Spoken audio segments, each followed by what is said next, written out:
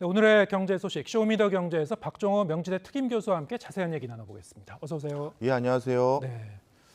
자, 새해 들어서 이제 도시가스 요금이 이제 큰 폭으로 올랐죠. 난방비 대란이라는 얘기가 나온 지 벌써 상당 시간이 됐는데, 자, 1월분 고지서 보고 놀라시는 분 좀 아직도 좀 많다고 하시죠. 좀 속속 좀 날라오고 있는 모양이에요. 얼마나 올랐을까요? 예, 아마 또다시 추가적으로 더 올랐다라는 인상을 많이 받으실 수밖에 없는 이유가 있습니다. 이 난방비랑 전기 요금을 우리가 집계하는 방식 때문에 그런데요.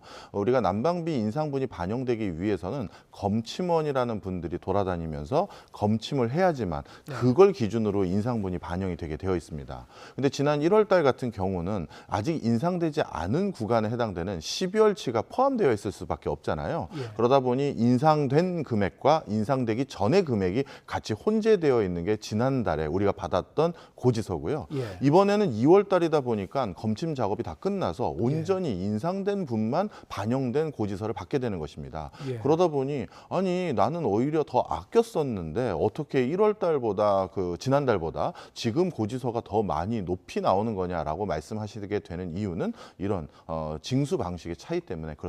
네, 그 차이 때문에 더 이제 오른 걸로 네. 보는군요. 실제로 이렇게 이 가스요금도 많이 올랐는데 전기요금까지 이제 인상된 가격이 지금 받아보는 고지서에는 이제 반영되고 있는 거죠. 네. 예, 얼마만큼 이제 이건 또 영향을 주는 겁니까? 예, 이 추가적으로 이제 올라간 금액이 이제 전기요금까지 올라갔는데요. 이번에 올라간 게 13.1원 작년 대비 추가적으로 인상을 했습니다. 그것 때문에 많은 분들이 이제 추가적으로 이제 공공요금 인상을 더 체감하게 된 이유 중에 하나가 이건데요. 문제는 앞으로라고 더 말씀을 드리고 싶어요. 네. 현 정부에서는 어떤 목표치를 제시했었었냐 하면 2026년도까지 한전과 가스공사의 뭐 미수금이라고 부를지 적자라고 부를지 그건 표현은 다릅니다만 하여튼 이 적자분을 좀 만회하기 위해서 어떻게든 2026년까지 적자를 모두 만회하겠다 이 목표가 있습니다. 네. 그러면 실제 이 목표를 달성하려면 앞으로는 얼마나 더 올려야 되느냐 이게 또 중요한 건데요. 좀 전에 말씀드렸듯이 작년 대비 우리가 13.1원을 1kWh당 전기료는 올렸거든요. 근데 2026년까지 이거를 전부 적자분을 만회하기 위해서는 51.6원을 더 올려야 돼요. 예. 그러면 지금 올린 거에 단순 비교하면 3배 이상을 또 올려야 된다는 얘기가 되는 거거든요. 예. 그러다 보니까 지금 고지서만 걱정할 일이 아니라 진짜 적자, 공공기관의 적자라는 걸 메우기 위해서는 앞으로 추가적인 인상이 줄줄이 남았다. 이렇게 보시는 게 더 적합할 것 같습니다. 지금 말씀하신 바로 그런 이유 때문에 정부에서는 이제 공공요금의 인상이 어느 정도 좀 불가피하다. 뭐 이런 기조였는데 네. 오늘 윤석열 대통령이 이제 비상경제 민생회의를 주재를 했죠.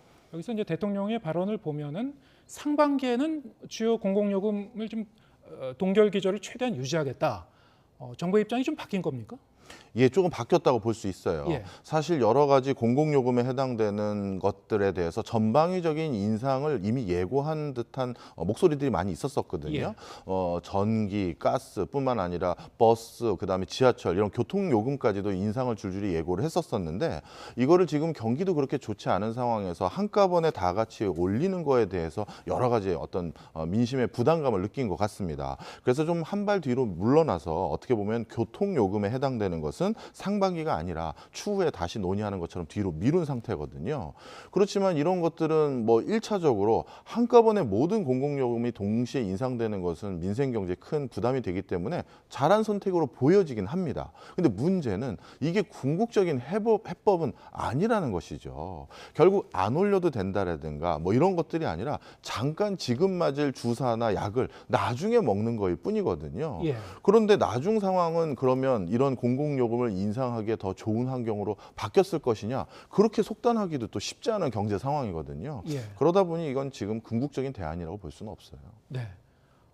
지금 맞을 매를 나중에 이제 맞는 뭐 그런 비유적으로 얘기하면 그런 거군요. 네. 그런데 이게 중앙 정부가 동결할 수 있는 부분은 이제 최대한 동결을 하려고 하고 상반기에는 또 지방 정부의 몫은 또 따로 있는 거 아닙니까? 맞습니다. 예. 그래서 지방 정부에 대해서는 협조라고 해야 될까요? 이런 것들에 대한 어떤 기조에 동참해 줄 걸 좀 요구하는 듯한 목소리가 같이 포함되어 있었는데요. 지하철 요금 같은 경우는 지방 그 지자체에서 운영하고 있는 지방 공기업들이 운영을 하는 게 대부분입니다. 그러다 보니까 이 지방 정부의 그냥 그 지자체의 협조가 있지 않고서는 지금 말씀한 발언이 계속 이어질 수 있다라고 단정지을 수는 없거든요. 네. 그러다 보니까 그런 어떤 이런 기조에 동참하자라는 당부도 같이 한 것이죠. 네. 그 실효성이 어느 정도까지 그 미칠지는 좀 지켜봐야 되는 그런 부분인 것 같고요. 만약에 이제 그렇게 되면은 하반기 이후에 그럼 그 좀 유보했었던 공공요금을 그때 가지고 좀 올린다든가 그러면은 사실 이 통화 당국 입장에서는 인플레이션을 좀 조기에 좀 안정화시키고 이 기준금리를 나중에 이제 시간이 가면 좀 안정적으로 속도 조절을 하든지 그래야 되는데 하반기 이후에 다시 한번 이 통화 정책에 좀 변수가 생기는 거 아니겠습니까? 예, 맞습니다. 지금 상황에서 이렇게 공공요금을 동시에 올리는 것을 조금 미뤘던 명분 중에 하나는 예. 이런 공공요금 인상은 다시 제품과 서비스 가격에 투영될 수 있는 여지가 많기 때문에 물가를 지금 잡아야 된다라는 첫 번째 과제를 푸는데 상당히 압박 요인으로 작용할 수 있다라는 논조도 있었어요. 예. 그러다 보니까 이거를 물가가 조금 더 진정 국면이 돌아서는 하반기로 옮겨보자라는 건데 예. 사실 이거는 그러면 하반기에 다시 한번 또 물가를 압박하는 요인으로 또 작용될 수 있는 요소이죠. 예. 그러다 보니까 이것은 어떻게 보면 궁극적인 어떤 대안이 되는 건 아니고요. 하반기에 예를 들어서 인상 그 시점을 뒤로 미뤘다라고 해서 물가가 잡힌다든가 여러 가지 큰 경제적인 뭐 변화가 많이 궁극적으로 일어나는 건 아닙니다. 알겠습니다. 미국의 이제 기준금리는 앞으로 어떻게 될지, 한국의 기준금리는 어떻게 될지 좀 살펴보겠습니다. 미국의 1월 소비자 물가 지수, 기준금리 결정에도 상당히 좀 중요한 그 참고 지표라고 하죠. 지금 발표된 내용을 보니까 1년 전보다 6.4% 오른 결과가 나왔습니다. 예상치를 좀 웃도는 결과라고 하는데요. 어떻게 해석해야 됩니까? 예, 맞습니다. 실제 예상치가 6.2% 정도를 예상했던 게 시장의 분위기였는데 예. 실제 그거보다도 0.2%포인트 더 오른 상황으로 나왔습니다. 실제 이렇게 예상치보다 더 높이 나온 이유가 뭔지 자세히 들여다봤더니 사실 우리에게는 굉장히 중요한 시사점이 있는데요. 네. 타산지석으로 삼아야 될 내용이 많더라고요. 이번에 미국에서 소비자 물가 상승률의 수치가 생각보다 높이 나왔던 가장 근원적인 이유는 일단 휘발유 가격과 같은 에너지 가격의 인상폭이 되게 두드러졌습니다. 예. 한 달 사이에 2.4%나 급등한 상황이고요. 그래서 전반적인 에너지 부분의 물가 상승 폭이 2% 수준이고 그다음에 주거비에 해당되는 게 0.7%입니다. 이 주거비라고 하면 이 월세 부담뿐만 아니라 우리나라로 따지면 주택담보대출 부담금도 여기 포함되어 있습니다. 예. 지금 우리나라도 주택담보대출 금리 올라서 많이 힘들어하시는데 이것도 우리나라랑 유사한 상황이고요. 그다음에 교통 서비스 부분이 0.9% 올랐는데 우리나라도 지금 좀 전에 말씀 나눴듯이 우리나라 그 지하철 버스 요금 인상을 예고한 상황이었잖아요. 네. 자, 무슨 얘기냐? 미국의 지금 물가 상승률이 생각보다 더디게 잡히지 않고 있거나 아니면 더디게 내려가고 있는 상황이 우리 구조랑 똑같다는 거예요. 그렇군요. 에너지원 가격 올랐고 공공요금 올랐고 예. 그다음에 주담대 부담이나 이런 주거비에 대한 부담이 다 오른 거거든요. 예.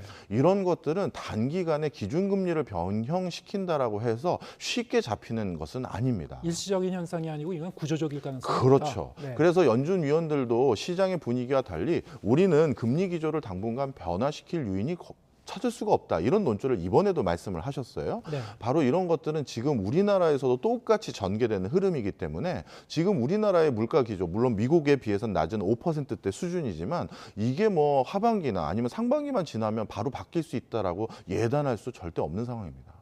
자, 이렇게 되면은 연준 의장이 사실 인플레이션과 관련해서는 어느 정도 이제 좀 잡히기 시작하는 것 같다라는 이제 발언을 했었는데 이 연준 의장의 예측이 좀 그 빗나가게 되는 건지 올해 안으로 그럼 그 연준이 앞으로 이제 몇 번 더 인상을 할지, 한 번 더 올릴지, 두 번 올릴지, 세 번 올릴지 최종 금리의 이제 상단도 좀 달라질 수 있게 되는 거 아닙니까? 어떻게 좀 전망이 나오고 있나요? 네, 맞습니다. 방금 말씀 주셨던 그 발언 뒤에 예. 이런 물가 상승의 기조가 좀 변화되고 나서 최근에 다시 말씀하신 논조는 디스인플레이션이라고 저희가 부르는데요. 예. 인플레이션의 상승폭이 둔화되거나 완화되는 그런 겁니다. 인플레이션은 일어나지만 상승폭 자체가 줄어드는 이런 현상인데 이 디스인플레이션이 모든 품목에서 전방위적으로 일괄적으로 다 일어나는 것 같지는 않더라. 예. 어떤 데는 아직까지 인플레이션 기조가 계속되고 있는 것 같더라라는 발언을 추가적으로 이번에 더 추가하셨습니다. 예. 이런 것들은 물가가 역시 당분간 쉽게 잡히지 않을 거다라고 본인도 다시 생각을 좀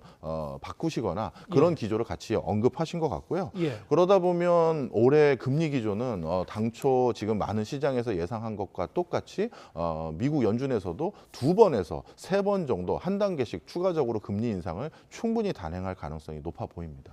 그러면 최종 금리는 지금 그 어느 정도 선이 이렇게 보이는 건가요?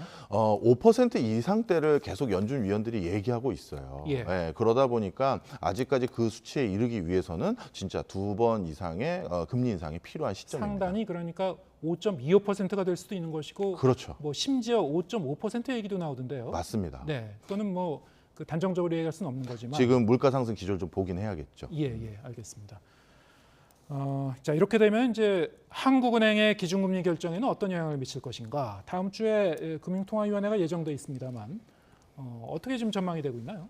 예, 사실 당초에 하는 총재께서는 발표한 내용이 지난번에 금리 인상을 한 단계 더 하고 당분간 이 금리 기조를 계속 유지하겠다는 말씀을 분명히 하신 바 있습니다. 네. 그것은 물가에 대한 어떤 자신감보다는요, 지금 가파르게 증가하고 있는 가계부채 문제라든가 기업부채 문제를 좀 고려하신 거거든요. 예. 특히 요즘 보면 그 카드론이라고 하는 리볼빙이나 이런 것들에 대한 채무 불이행이 급증하고 있는 상황입니다. 어떻게 보면 가계부채 문제 가장 처음 시그널이라고 할 수 있는 다중채무자라든가 이금융권 이상의 금리를 이용하고 있는 분들의 벌써 부실이 늘어나고 있는 상황인데요. 예. 이런 상황에서 기준금리를 추가적으로 올린다는 것은 상당한 압박 요인이 될 수 있음에도 불구하고 지금 시장에서는 한국은행도 이런 물가 기조 아직 잡히지도 않고 추가적으로 오를 수 있는 물가 기조가 우리도 예상되는 상황에서 물가가 한번 오르고 나면 이게 고착화되면요. 사실 기준금리뿐만 아니라 다른 정책으로도 이걸 잡기가 쉽지가 않아요. 네. 그래서 한 번 정도는 한은도 더 올리는 걸 검토할 수도 있다. 이런 목소리도 나오고 있습니다. 그러면 이번 달에는 뭐 동결될 것 같습니까? 그래도 이번 달에 올릴 것 같습니다. 저는 이번 달은 동결될 것 같은데요. 예. 추가적인 상승 압박은 여전히 남아있다. 이렇게 말씀드립니다. 아무튼 이제 우리나라도 지금 국내에서 소비자 물가가 상승률이 네. 좀 이렇게 완화되고 있다는 그런 징후는 아직 없는 거죠. 맞습니다. 예. 근원 물가나 이런 걸 보면 아직까지 그런 징후를 100% 확증할 건 없습니다. 예, 알겠습니다. 박정호 명지대 특임 교수와 함께했습니다. 고맙습니다.